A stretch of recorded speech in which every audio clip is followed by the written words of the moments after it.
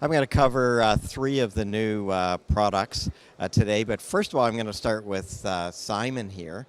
And when we look at VR, it's really important to have sound. I think actually sound is more important than the visual because you need the cues in that.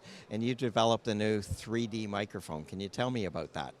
Yeah, at Sennheiser we've developed a microphone which we specifically want to be used within the VR market because obviously we appreciate that with the video 360 environment, the video, you have to have the audio that goes with that to give people a very realistic experience and also allow them to have the natural cues of sounds and being able to locate them within the VR environment. And this is why we've actually developed this microphone. Now, in that development, it must have been a nightmare figuring out the phasing.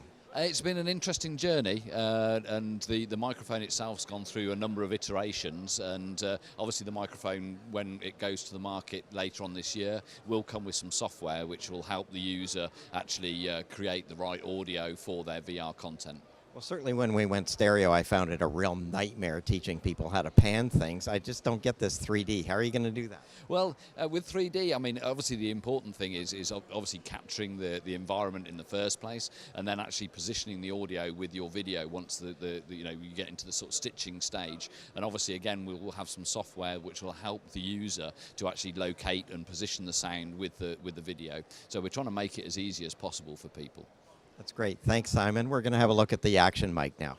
Now, the action camera mic works with a GoPro, and I guess I haven't seen one of those before. Tell me about it. Well, you couldn't see anyone because it is the first one. The action camera microphone works with a GoPro when the GoPro is in the protective cover, in the protective housing. So far, if you cover a GoPro, you didn't have any audio at all, apart from a little rumbling. Now, with that mic that can do the same stuff as a GoPro in the cabinet, so snow, water, you can do it underwater, mud, adverse conditions, you have the sound to your recording while the GoPro is covered.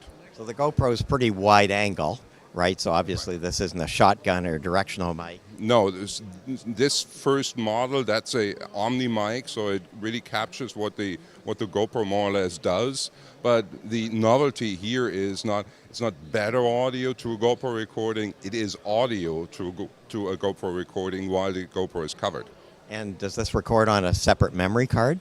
No, it is a wired connection into the GoPro itself. So it really works like an external mic to the GoPro, and you don't need any external memory or anything like that. It is wired into the GoPro, but it's sealed.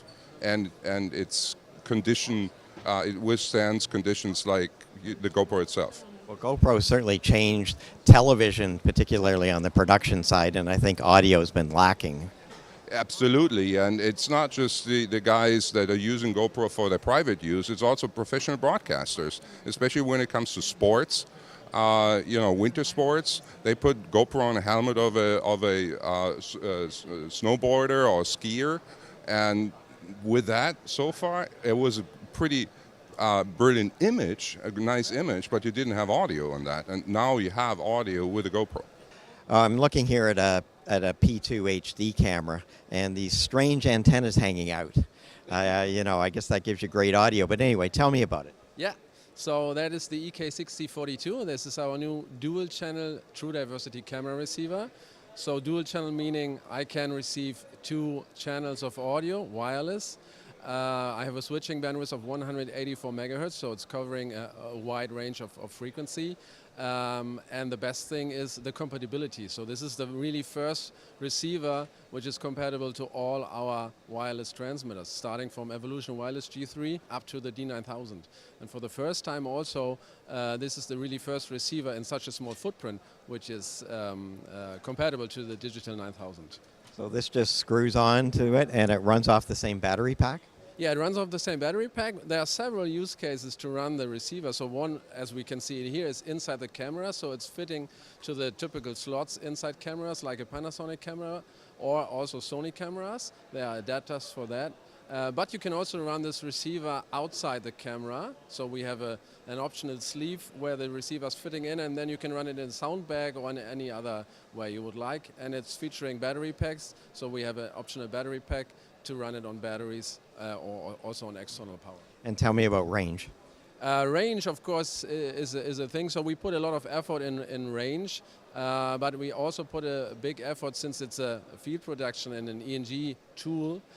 We put a lot of effort in robustness. So if I'm in a harsh environment with many teams around, you will always have a really proper and solid connection. So that is where we put a lot of effort in there.